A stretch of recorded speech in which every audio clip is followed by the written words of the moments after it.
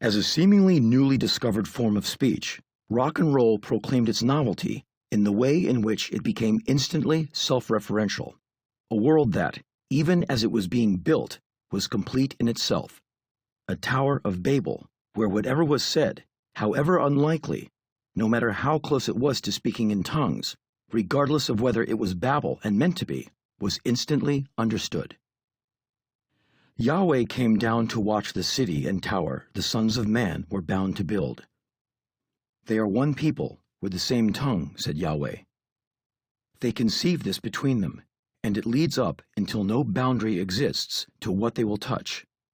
Between us, let's descend, baffle their tongue until each is scatterbrained to his friend. It didn't work.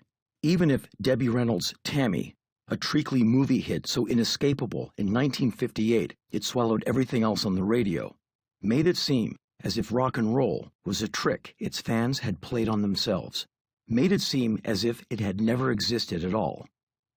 That's why the history of rock and roll that works the way the music talks is Colin B. Morton's and Chuck Death's 1980s-1990s comic strip, Great Pop Things, where among other manifestations of rock and roll as one infinite and interlocking pun, as Bob Dylan takes the stage in Manchester, England in 1966 and, with the Hawks behind him against a chorus of catcalls from the crowd, storms through likely the most powerful music of his life and is about to launch into his last number, an outraged fan shouts not "Judas," but rather, "Boo!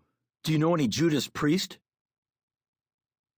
Whole intellectual industries are devoted to proving that there's nothing new under the sun, that everything comes from something else, and to such a degree that no one can never tell when one thing turns into something else.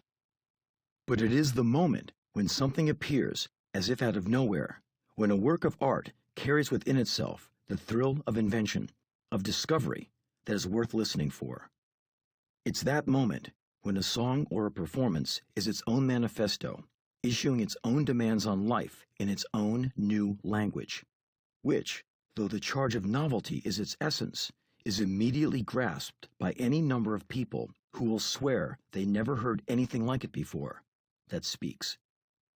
In rock and roll, this is a moment that, in historical time, is repeated again and again until, as culture, it defines the art itself. It's like saying, get all the pop music, put it into a cartridge, put the cap on it, and fire the gun, Pete Townshend of The Who said in 1968. Whether those 10 or 15 numbers sound roughly the same, you don't care what period they were written in, what they're all about. It's the bloody explosion that they create when you let the gun off. It's the event. That's what rock and roll is. Any pop record made at any time can contain Pete Townshend's argument.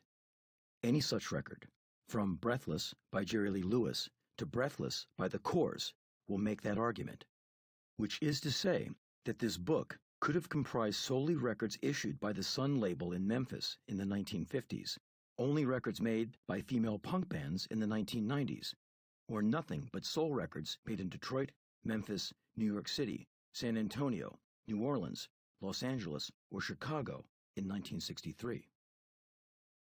From that perspective, there is no reason to be responsible to chronology, to account for all the innovators, to follow the supposed progression of the form. The Maytals' Funky Kingston is not a step forward from the Drifters' Money Honey, or Outkast's Hey Ya a step forward from Funky Kingston.